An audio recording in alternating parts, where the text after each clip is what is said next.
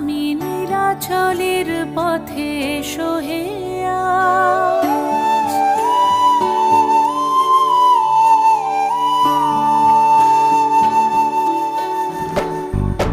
নয়ন পথগামী জগন্নাথ স্বামী নীলাচলের পথে এসো হে আজ।